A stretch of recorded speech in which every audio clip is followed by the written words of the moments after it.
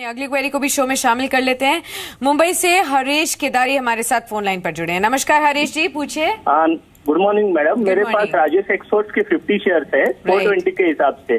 ठीक है, आगे क्या करें? 5-6 महीने का मेरा नजरिया वेट करने के लिए। क्या बढ़ सकते हैं या प्रॉफिट बुक करें? चलिए ठीक है, कांग्रेचुलेशंस जो भी अभी आपको मुनाफा हो रहा है उसके लिए, और आपको नजरिया के हिसाब से आपको राय दिलवा देते हैं। सिमी, राजेश एक्सपोर्ट्स 420 पर खरीदे हैं, 463 का करंट भाव है, थोड़े और समय के लिए रुक सकते हैं यहाँ पर।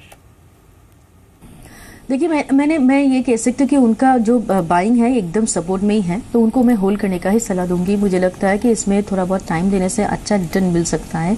480-85 के आसपास रेजिस्टेंस है, जब क्रॉस करके सस्टेन करेगा इसमें अच्छा ब्रेकआउट भी दिखेगा। फिलहाल आप होल्ड कीजिए, मुझे लगता है आपको अच्छा रिटर्न मिल सकता है। अगले कॉलर हमारे साथ मिहिर है नवी मुंबई से। मिहिर, गुड मॉर्निंग, क्वेश्चन पूछिए अपना। जी गुड मॉर्निंग। मेरे पास गायस्कॉल एलॉयज का शेयर है 2117 रुपए का परचेज है, और यूबी होल्डिंग है 3047 रुपए का परचेज है। यूबी होल्डिंग में परचेसिंग प्राइस क्या है आपका? 47, और ग्लासकोल एलॉयज में आपका परचेसिंग प्राइस है 117 का। ठीक है, आपको दोनों पर कमेंट्स दिलवा देते हैं। संजीव, दो निवेश है इनके स्मॉल कैप स्पेस में। यूबी होल्डिंग खरीद भाव है यहाँ पर 47 रुपीज का, और दूसरा शेयर इनके पास ग्लासकोल एलॉयज का। यहाँ पर जो परचेसिंग प्राइस है वो 117 का है, स्टॉक 103 पर ट्रेड कर रहा है। क्या करना चाहिए? देखिए, गायस्कॉल के लिए मेरी इन्हें सलाह होगी कि ये लंबी अवधि के लिए अगर निवेश किए हुए हैं तो गायस्कॉल इनके लिए सही इन्वेस्टमेंट है, तो गायस्कॉल पे ये लॉन्ग टर्म के लिए बने रह सकते हैं। यूबी होल्डिंग की अगर मैं बात करूं तो यूबी होल्डिंग भी एक अच्छी कंपनी है, और इनका निवेश जिस प्राइस में किया हुआ है वो भी ठीक ही है, तो यूबी होल्डिंग के लिए भी ये होल्ड कर सकते हैं, पर समय होराइजन, टाइम होराइजन इनका लंबा अवधि का होना चाहिए। ऑलराइट, दोनों ही पोजीशंस में आप बने रह सकते हैं, सलाह आपको दी गई है। हालांकि आपको टाइम होराइजन अपना बढ़ाना होगा। अगले सवाल की तरफ बढ़ते हैं। हमारे पास एक सवाल आया है मुंबई से सुनील का। ऑलराइट, चलिए हमारे साथ एक और लाइव दर्शक भी जुड़ चुके हैं, उनसे बातचीत कर लेते हैं। सुरेंद्र है हमारे साथ मुंबई से। नमस्कार सुरेंद्र जी, पूछिए।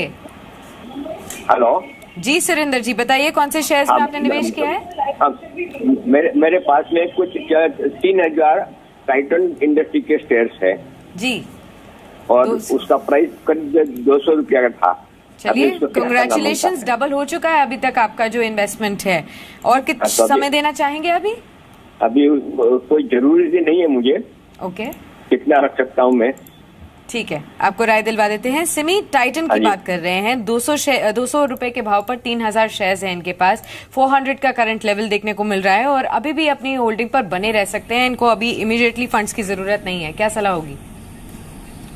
जी बिल्कुल होल्ड करना चाहिए। मुझे लगता है कि जो लास्ट वीक जो करेक्शन आया था उस करेक्शन में टाइटन ने उसका जो सपोर्ट था, मेजर सपोर्ट, उसको टेस्ट कर चुका है। अभी बहुत ज़्यादा डाउनसाइड नहीं है। इनफैक्ट देखिए कल से आज पॉजिटिव टेरिटरी में है। 380 के आसपास उस दिन का लो था, और 381 के आसपास इसका 200 डेमा भी है।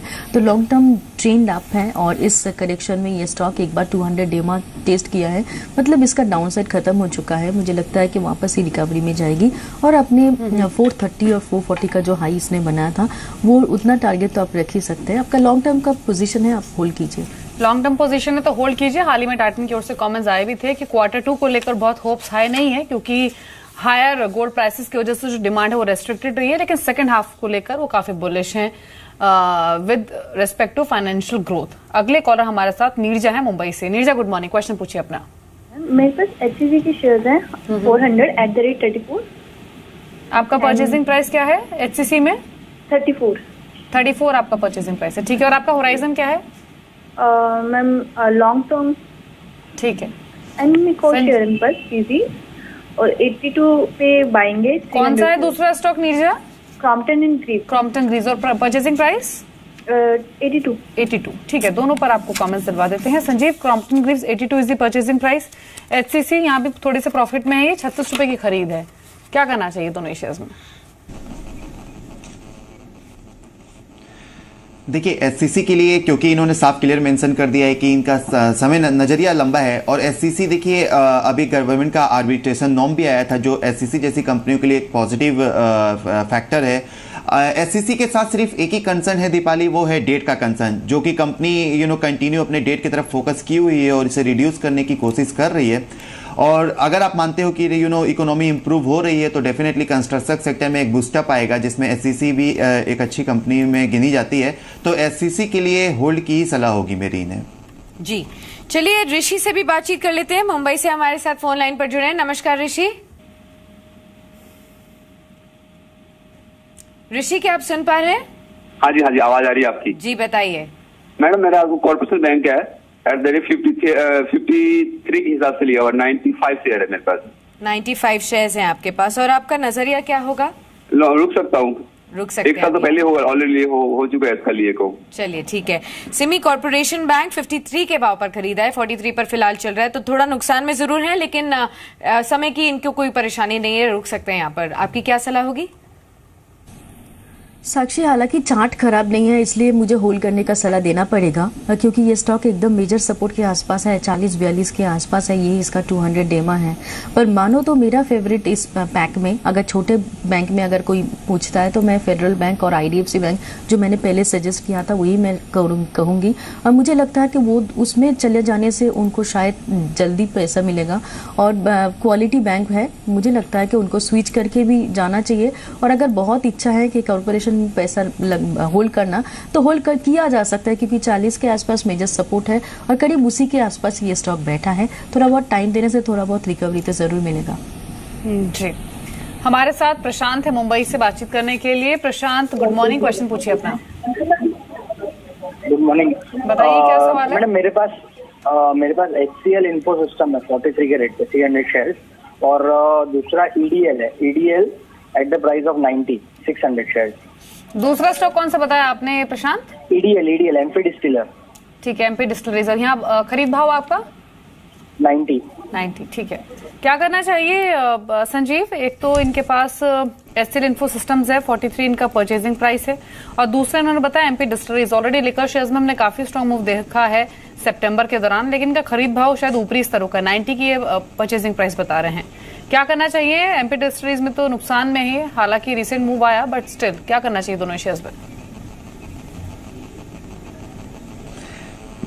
देखिए दीपाली, MP डिस्टिलर पे रिसेंट मूव आने का मेन कारण यह था कि बिहार के हाई कोर्ट ने वो जो लिकर बैन हुआ था उसे स्क्वैश किया था, तो इस कारण से हमने रिसेंट मूव देखा था MP डिस्टिलर के लिए।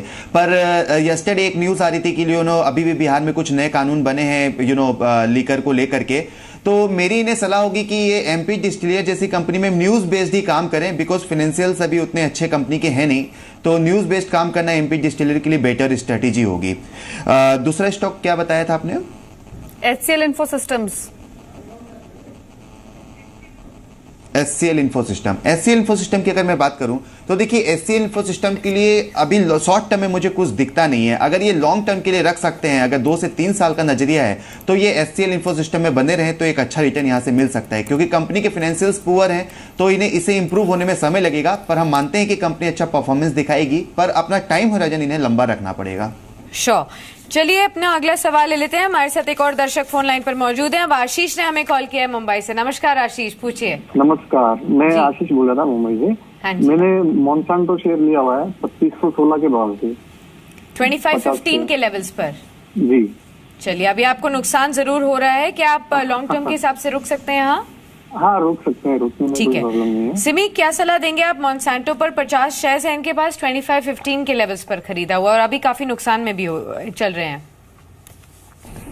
देखिए, फिर भी मैं होल्ड करने का सलाह दे रही हूँ। 2300 के आसपास अच्छा सपोर्ट है, ये सपोर्ट लॉन्ग टर्म सपोर्ट है, 200 डेमा के आसपास है, और ये स्टॉक कभी टाइम देने से मुझे लगता है कि वापस रिकवर करेगा, क्योंकि अभी सपोर्ट के आसपास है, एग्जिट करने का सवाल नहीं है।